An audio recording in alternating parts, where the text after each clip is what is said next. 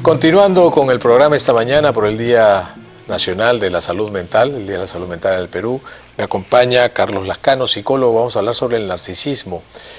Carlos, muy buenos días, bienvenido. Quiero comenzar esta entrevista haciendo mención a un artículo que leí este fin de semana en una revista que viene dentro de un diario local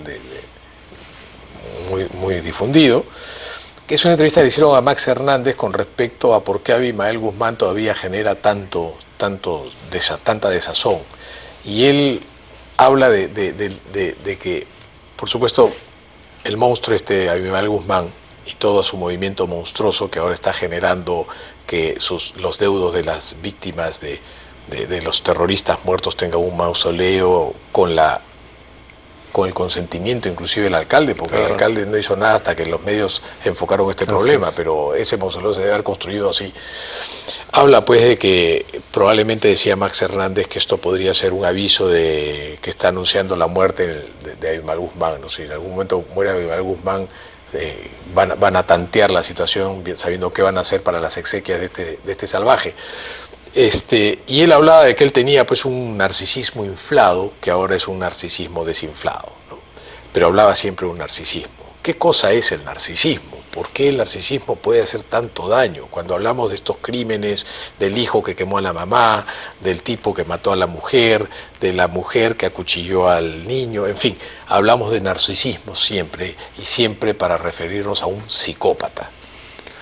Lo que pasa es que es una línea muy fina la que hay que aplicar para definir en realidad cuándo es un cuadro narcisista y cuándo es un cuadro de una buena autoestima.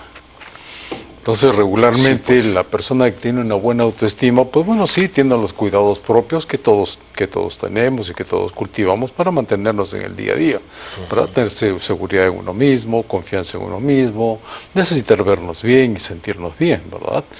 Pero que ningún efecto, ningún contraefecto causa en el entorno.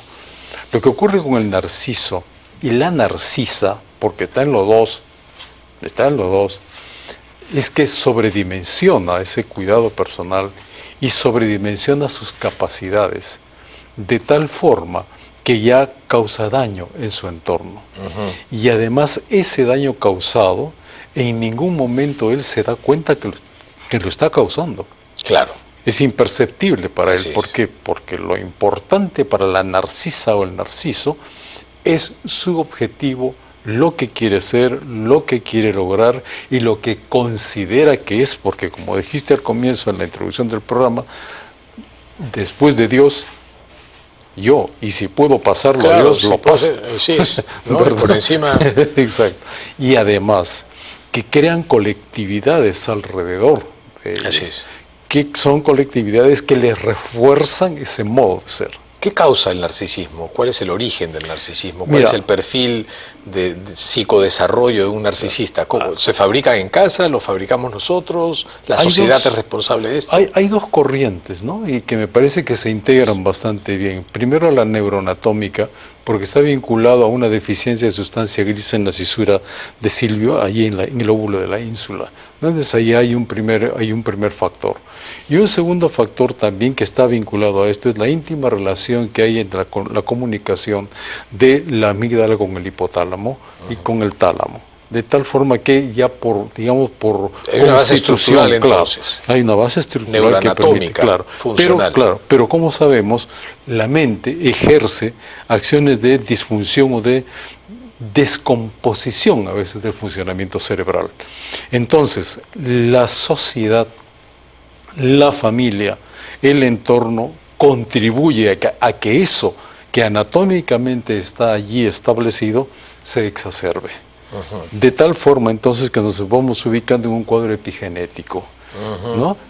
El factor educativo, el factor formativo tiene mucho que ver con esto, ¿no? Lo que se llama hoy el medio ambiente o el entorno, ¿no? Narcisógeno. El narcisógeno, exacto, ¿no? Sí, claro. Porque está produciendo este tipo de personalidades que son altamente dañinas, pero que también son personalidades que terminan sucumbiendo ante esa omnipotencia.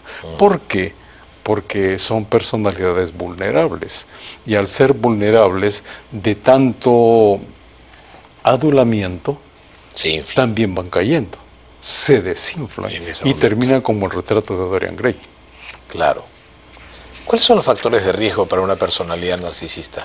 El primero, ¿es correcto el término personalidad narcisista? Trastorno narciso de la personalidad, trastorno narcisista de la personalidad, que está en el DSM-4, sí, en el DSM-4 y también en el DSM-5 y en el CIE-10, o sea, sí, ya son categorías que están debidamente establecidas, ¿no? ¿Y cuáles son los factores de riesgo, cuáles son los más vulnerables para desarrollar un trastorno de narcisismo? En principio, todas aquellas personas que hayan sido subyugadas de pequeños y de adolescentes. Digamos, los lornearon desde chiquititos. Exacto. ¿No? O aquella familia que le hicieron creer que lo hacen creer que mira, que era la niña de los ojos. Claro, y que tú tienes que ser mejor por encima de todo. Así es. Tú tienes que conseguir tus metas, tú tienes que conseguir tus objetivos. Infatuados. Yo es que recuerdo, hay una expresión que se me quedó muy grabada un día que conversaba con unos padres de familia. Entonces el papá me decía, fíjate, Carlos, me decía, mira, yo cuando converso con mi hijo y con mi hija, le digo, mira, tú tienes que avanzar y empuja a quien sea y arrima a quien sea, pero tú avanza. Y entonces ese jovencito y esa jovencita pues van creciendo en ese criterio y en ese sentido y carecen de miramientos para ver cuáles son los efectos colaterales que está produciendo esa situación que ellos van generando. Y eso es lo que pasó con Abimael, lo que ha pasado con muchos líderes, ¿no? Hitler, Mussolini, ¿verdad? Y muchas personalidades bastante cercanas a nosotros. Finalmente, Carlos, ¿cuáles son los rasgos que se podría identificar en una persona que tiene un trastorno narcisista, que de manera sutil podría decirte, y qué nivel de confianza y de seguridad podrías tener tú manteniendo una relación con una persona que tenga estos rasgos? Mira, hay 5, pero yo considero que son 3 los más interesantes y los más ricos. Uno, la capacidad maquiavélica. El fin justifica los medios. Así es. Manipulación. Manipula. ¿Ya? El segundo, su propio narcisismo, es decir, yo soy más que los demás. No, a mí nadie me pasa, ni nadie pasa por encima mío. Y el tercero es una alta dosis de ser psicópata. ¿Y eso cómo se sabe? Porque la contundencia, la fuerza, el impulso con que realizan sus acciones carece de miramiento en parte de ellos y son poco a veces vistos por el entorno.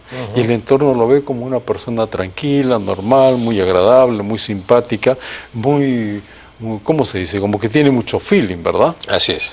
Y entonces son cautivadores. Entonces mucho cuidado con eso. Y sobre todo una recomendación para los padres y sobre todo para los medios, porque hoy en día han surgido una serie de técnicas y tácticas y cuestiones un poco marqueteras que inflan economías psicobiológicas que carecen de la consistencia para sostener y soportar esa inflada y terminan pues diluyéndose posteriormente. Carlos, te agradezco muchísimo. Al contrario, ha sido un placer estar conversando esta mañana en el Día Nacional, el Día de la Salud Mental del Perú. Gracias por habernos acompañado. Con un tema tan particular. Sí, pero que es prevalente. Gracias por haber estado con nosotros. Ha sido Carlos Lezcano, psicólogo clínico, hablando sobre la personalidad narcisista. Nos vamos a una pausa y volvemos con lo último del consultorio de la Buena Vida esta mañana.